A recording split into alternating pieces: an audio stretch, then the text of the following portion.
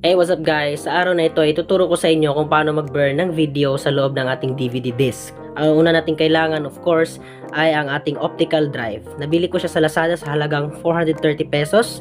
Ito ay repurpose lang ng mga laptop drives na nilagyan ng outer casing at ng mga cabling ganyan.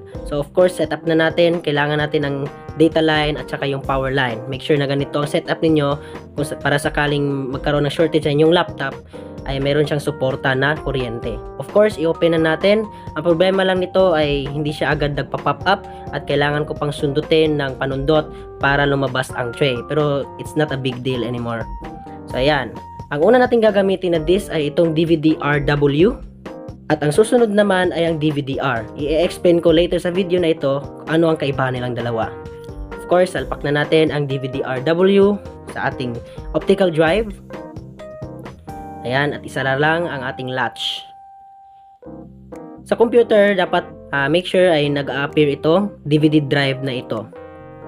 At ang gamit ko na software ay DVD Styler kung saan nakakapag-author ka ng mga DVD menus at mga videos kagaya ng mga nakikita natin sa mga movies dati.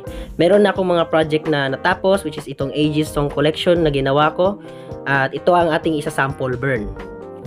Sa software, meron ditong burn na icon which is yung disc na may apoy. Pindutin mo lang yan at along the way ay magbe-burn siya. So, pino-format mo niya ang DVD-RW kasi meron itong laman na data at nagbe-burn. Then, burning was successful. Since nasa loob na ng disk na yan ang ating data, ay susubukan nating i-play gamit ang VLC Media Player. Ang VLC Media Player ay open source lang po ito. Pindutin ang media sa loob at open disk. At wag nang pakialaman kung nasa dialog box at i-play agad. Ayan, hintayin lang natin na mag-load.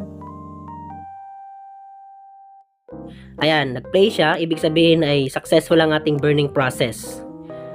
Ngayon, tapos na tayo sa ating DVD-RW as a test burn. Dumako naman tayo dito sa ating DVD-R which is the final burn.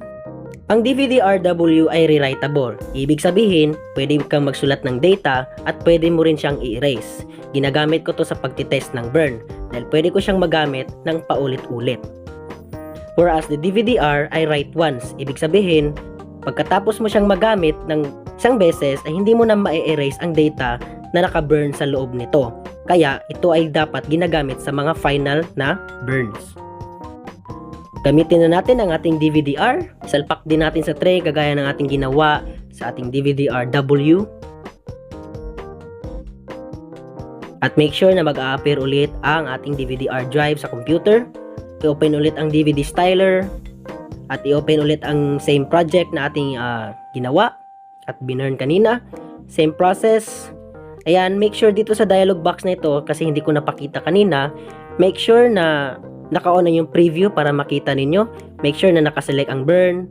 At make sure na ang iyong device ay nakaselect which is the DVD-RAM GT30N.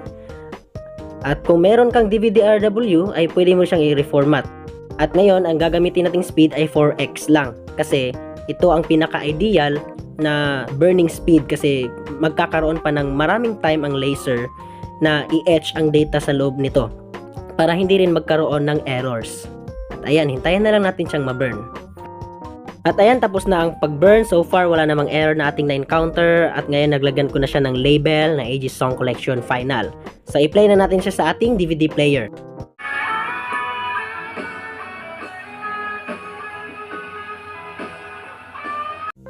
Sana may natutunan kayo sa ating video kung paano mag-burn ng video sa loob ng DVD disc. At sa susunod na video natin ay papakita ko sa inyo kung paano i-connect itong DVD player na ito sa ating laptop para maging monitor kung wala kayong CRT TV. Ayun lamang, thanks for watching!